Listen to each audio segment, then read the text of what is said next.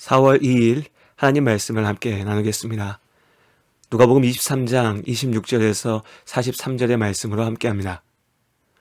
우리가 한 주 동안 나누고 있는 십자가의 사건들은 유월절 전날에 있었던 일들입니다. 앞서 유대인들의 날짜 개념에 대해서 설명드렸던 적이 있습니다.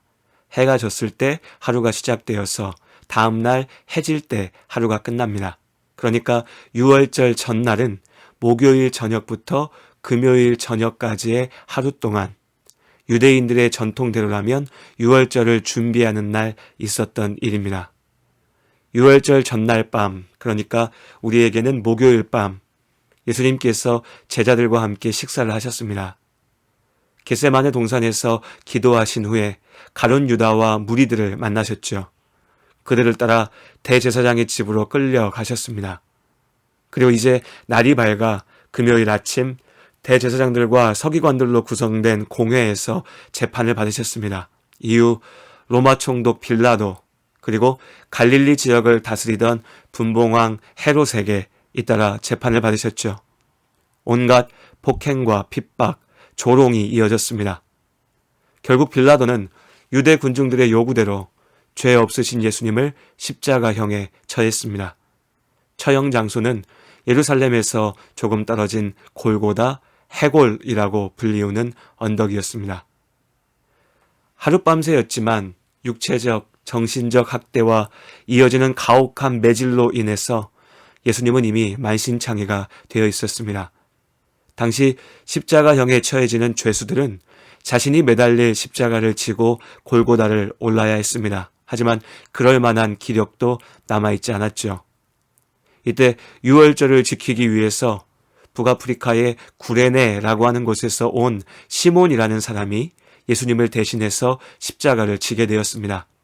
당시 로마 군인들은 자신들이 필요하다면 식민지 백성들 중 누구든지 뽑아서 일을 시킬 수 있었습니다. 그러니까 시몬의 입장에서는 난데없이 생고생을 하게 된 셈입니다. 말 그대로 억지 십자가를 지게 된 것이죠. 그러나 이 억지 십자가가 그에게 그리고 그의 집에 축복의 시작이 됩니다. 이후에 시몬과 그의 집이 초대교회의 일원으로 헌신하게 되었기 때문입니다. 십자가의 길은 말 그대로 고난의 길, 죽음의 길이었습니다.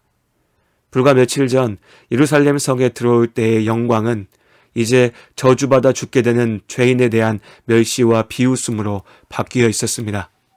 그들은 예수님을 폭행하였고 조롱하였습니다. 그러나 예수님께서는 끝까지 그들을 위해서 기도하셨죠. 아버지, 저들을 사하여 주옵소서.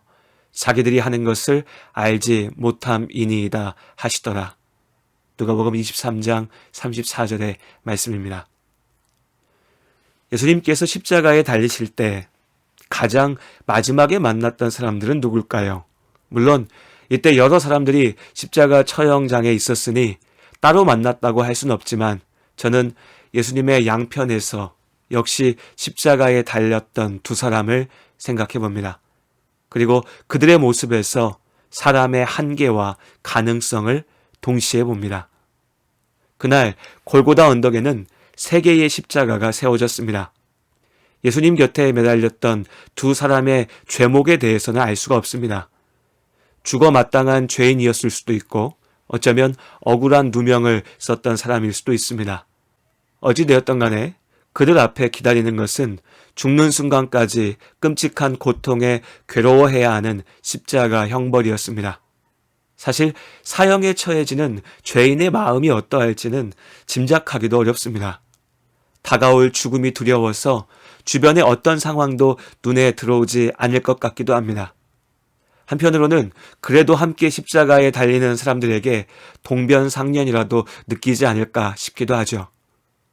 이때 마지막 순간 주님 곁에 있었던 두 사람은 그러나 전혀 다른 모습을 보여줍니다. 한 사람은 악에 박혀서 예수님을 향해서 소리 지릅니다. 네가 진짜 구원자면 나도 살려내라. 나를 구원해봐라. 어쩌면 온갖 욕을 쏟아냈을지도 모르겠습니다. 그의 마음에는 죽기 직전까지도 온통 분노와 미움만 가득했습니다. 그러면서도 정작 칼을 들고 창을 들고 있는 로마 군병들에게는 아무 소리도 못했죠. 오히려 그들을 위해서 기도하시는 예수님께 화를 쏟아냅니다. 끝에 끝까지 그는 죄악의 노예일 뿐이었습니다. 아무런 소망도 없었죠. 그때 반대편에 있던 사람이 꾸짖으며 말합니다. 무슨 소리를 하고 있냐? 죽는 순간까지도 하나님이 두렵지 않냐? 우리는 우리가 저지른 잘못에 대한 대가를 치르는 것이지만 이분은 죄 없이 십자가에 달리시는 것이다. 놀라운 일입니다. 이 사람은 죽기 직전 절망의 순간에 예수님의 십자가 죽음의 본질을 꿰뚫어 보고 있습니다. 그리고 주님께 간구하죠. 42절 말씀, 예수여 당신의 나라에 임하실 때 나를 기억하소서. 제자들조차도 예수님이 죽으면 모든 것이 끝장나는 것 아닌가 절망하고 있을 때 이 죄인은 하나님의 나라를 소망합니다. 예수님께서 말씀하십니다. 오늘 네가 나와 함께 낙원에 있으리라. 죄의 노예가 된 사람은 끝내 죽음을 이기지 못합니다. 분노와 미움을 쏟아내면서 또 다른 죄를 저지르지요. 죄의 사슬을 끊지 못하는 것입니다. 사람에게 소망이 없는 이유입니다. 그러나 이 절망의 밑바닥에서 하나님의 구원을 간구하는 사람들이 있습니다. 자신의 죄를 진실로 회개하며 오직 하나님의 은혜의 손길을 붙잡습니다. 예수 그리스도의 십자가를 바라봅니다. 누군가는 다 끝장난 인생에 무슨 소망이 있냐며 비웃을 수도 있지만 하나님께서는 그 마지막의 마지막에라도 진실된 믿음을 보시고 그를 살리십니다. 그렇게 사람은 오직 예수 그리스도의 십자가 사랑 안에 소망이 있습니다. 물론 지금 우리들 대부분의 상황은 십자가에 매달렸던 죄수들의 처지와는 다르지요. 훨씬 편안하고 안전하며 살만한 삶을 살고 있습니다. 그러나 본질은 다르지 않습니다. 죄악을 이기고 하나님 나라의 참된 소망을 얻지 못하면 결국 우리 모두는 언젠가 죽음 앞에서 절망하게 됩니다. 이미 늦은 것이 아닌가 싶은 지금이 어쩌면 하나님께서 나를 살리기 위해 계획하신 하나님의 때일 수 있습니다. 오늘 십자가에 달렸던 그 죄인에게 주신 은혜처럼 말입니다. 그러니 지금 주님의 구원의 손을 붙잡아야 합니다. 하나님 나라의 약속을 믿음으로 살아야 됩니다. 지금 우리 안에 있는 작지만 분명한 믿음을 지켜주시라고 간구해야 합니다.